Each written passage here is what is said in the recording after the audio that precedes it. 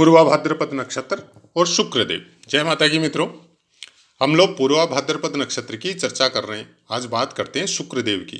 अगर शुक्रदेव पूर्वा भाद्रपद नक्षत्र के प्रथम चरण में हो तो इंसान बुद्धिमान, रिसर्च वगैरह में प्रिय और माता पिता का भक्त होता है। दूसरा चरण संगीत कला या चित्रकला के क्षेत्र में ख्याति प्राप्त होता है और तीसरा चरण समाज सेवा के क्षेत्र में बहुत आगे तक की यात्रा संपन्न करता है। चतुर्थ चरण यहाँ पे चिकित्सा क्षेत्र में भी सफलता प्राप्त कर सकता है। आगे बढ़ते हैं। पूर्वा भाद्रपद नक्षत्र में शुक्रदेव हो और उसके ऊपर बाकी ग्रहों की दृष्टियां हो। सूर्य की दृष्टि जातक बहुत साहसी होता है और धनी भी होता है। चंद्रमा की दृष्टि व्यक्तित्व बहुत आकर्षक होता है।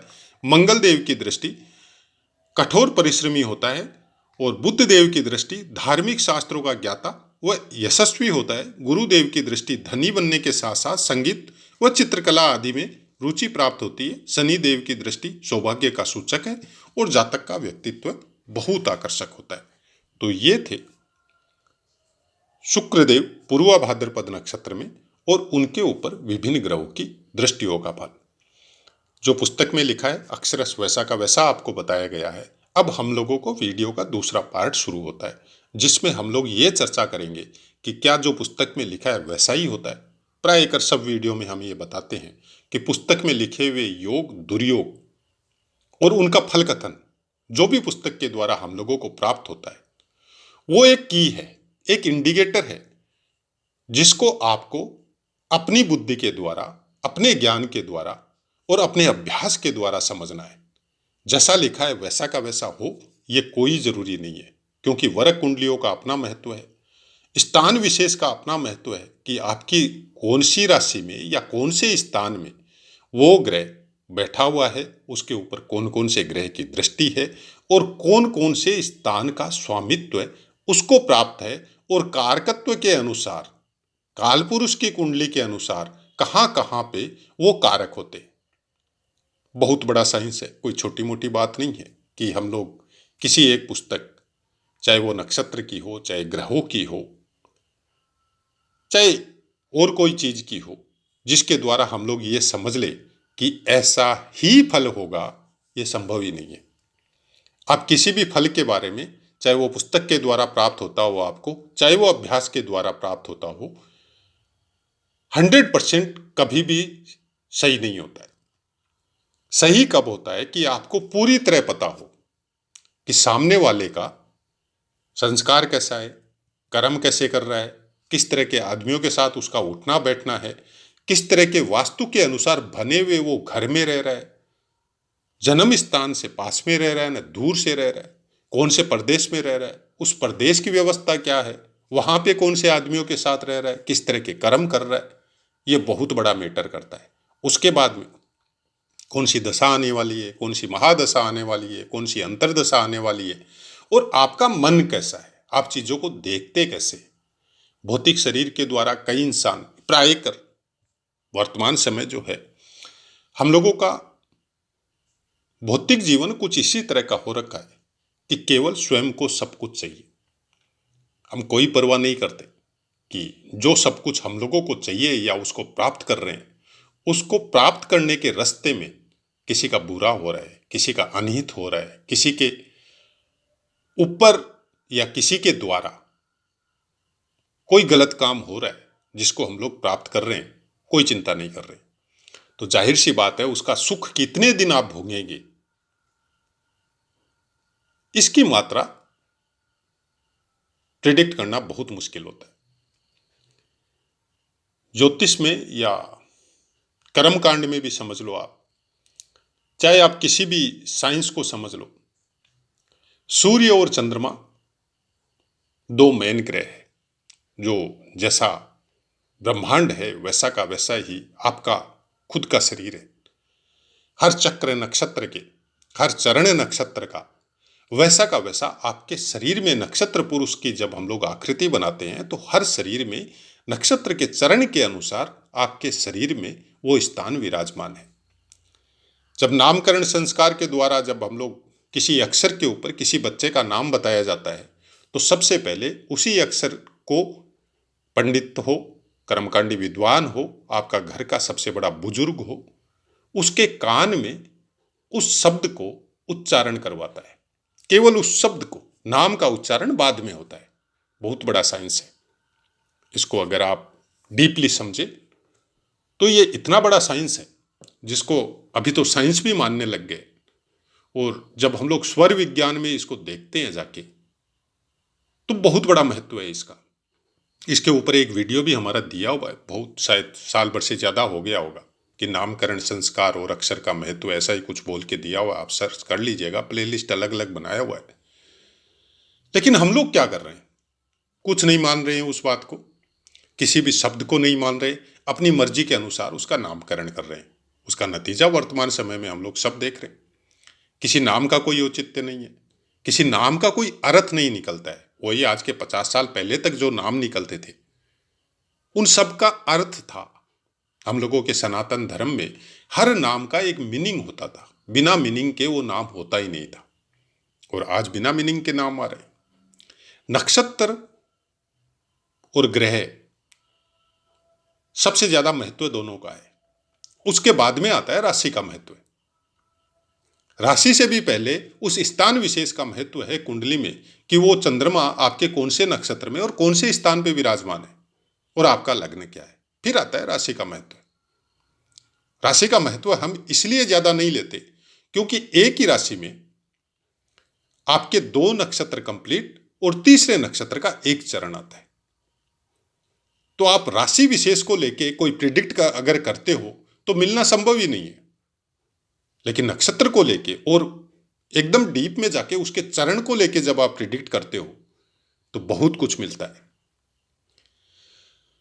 और शायद हमारा समझने का तरीका भी यही है, इसलिए नक्षत्रों पे हमारा विशेष जोर रहता है। और ग्रहों के भी पाठ, लग्नों के भी पाठ हमने दिए हैं, शायद मिथुन लग्न के, वहां पे भी हमने यही समझाने का कोशिश किया है आपको कि नक्षत्र, नवमांश, वरक कुंडलियां, सब कुछ नक्षत्रों पे डिपेंड है।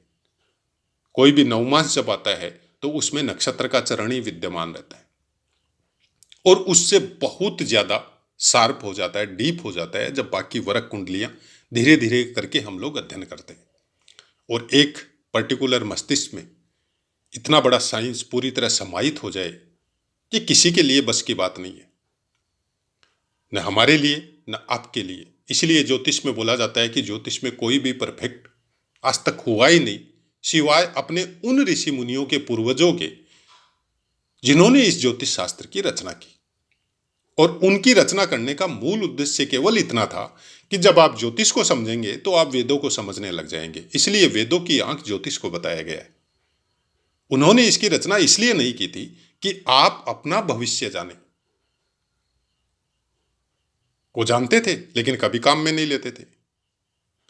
कोई भी विश्व की या पृथ्वी की कोई भी घटना जिसको ज्योतिष के द्वारा वो जानते थे, लेकिन कभी चेंज करने की कोशिश नहीं की, जबकि उनके अंदर क्षमता थी उसको चेंज करने की। इसी से पता चलता है कि आप अपना भविष्य जानने की उत्कंठा में अपने वर्तमान को खराब मत कीजिए। अपने वर्तमान के कर्म वैसे ही कीजिए। हालांकि जो भी प्रोफेशनल एस्ट्रोलॉजर है, ज्योतिषी है, उनको ये बातें खराब लगेगी, लेकिन जो सही है वो तो है, उसको आप रोक नहीं सकते। आप आज मान लो, बहुत अच्छी बात है। आपको कल मानना पड़ेगा। आज अगर नहीं मानते हो तो कल मानना पड़ेगा, क्योंकि उपाय कर करके जब थक जाओगे और पता चलेगा कि रिजल्ट 0 है, तब मानना पड़ेगा। उपाय अगर सही मन से किया जाए, सही तरीके से किया जाए, आपका मन अच्छा हो, आपके पास समय हो और उसको अच्छे मन से किया जाए, तो उपाय फलीभूत होते हैं। हम ये नहीं बोलते नहीं होते, होते हैं, लेकिन वो भी शास्त्रीय विधान से होने चाहिए। वो भी इस तरीके से होने चाहिए कि सामने वाले को कष्ट नहीं हो। एक छोटा सा एग्जाम्पल हम बताते हैं कि राहु की महादशा थी हमारे ही कोई फ्रेंड सर्कल में, और हमने उसके कुछ मंत्र जाप वगैरह करवाए थे किसी के द्वारा, और उसके लिए कुछ दान भी उन्हीं पंडित जी को देना था। जब वो पूरे हुए और उसकी पूर्णाहुति के समय में जब वो दान दिया गया, तो हमने एक कागज लिख के दिया था उनको, जिनके द्वारा वो दान दिया जाता पंडित जी को, कि ये कागज में जो लिखा है वो कागज के अनुसार आपको इतनी ज़्यादा लाउडली तो ज़रूर बोलना है जिससे आप, आपके आसपास एक दो आदमी आपका परिवार का हो वो, और वो पंडित जी जो दान ले रहे हो वो सुन सके। और उसमें जो मेन बात थी वो हम आपको बता रहे हैं कि हम ये जो दान दे रहा है मेरे राहु ग्रह की नक्षत्र की पीड़ा का समापन हो, मेरे ऊपर राहु की पीड़ा का अंत हो, उसके लिए हमने ये मंत्र जाप करवाए हैं इन पंडित जी से और इन्हीं को हम दान दे रहे हैं। लेकिन राहु देव से और परमपिता परमेश्वर से हमारी इतनी विनती जरूर है कि इस दान को लेने के बाद में इन पंडित जी के साथ कोई भी गलत काम नहीं हो, मेरी जो पीड़ा है वो निकल के इनके ऊपर नहीं आए। इतनी कृपा आप जरूर कीजिए। अगर ऐसा होता है कि मेरी पीड़ा मेरे शरीर से निकल के इन पंडित जी के ऊपर या इनके परिवार के ऊपर या इनके बच्चों के ऊपर आ रही है, तो राहु देव से इतनी प्रार्थना है कि मेरे ऊपर ही रहने दीजिए, हम भोग लेंगे उसको। बस आपकी कृपा चाहिए, आपकी कृपा रहेगी, आपके द्वारा हमको पॉजिटिव एनर्जी मिलेगी, साहस मिलेगा, तो हम उसको भोग लेंगे। ये तरीका है दान देने का। आप मानो या मत मानो, यह आपके ऊपर निर्भर है। उनको बहुत अच्छा फल मिला, पंडित जी को भी कोई नुकसान नहीं हुआ, जबकि सामने सामने नुकसान होते हुए हमने अपने जीवन में देखे। तो कुछ ऐसा ही तरीका है हमारा समझने का या बताने का। आप कहां तक सहमत है या आपके ऊपर निर्भर है, क्योंकि प्रोफेशनल नहीं है तो सही कहते हुए हमको कोई हिचक नहीं होती और किसी से कुछ चाहिए नहीं, और जिससे चाहिए, जिसने जो दे रखा है,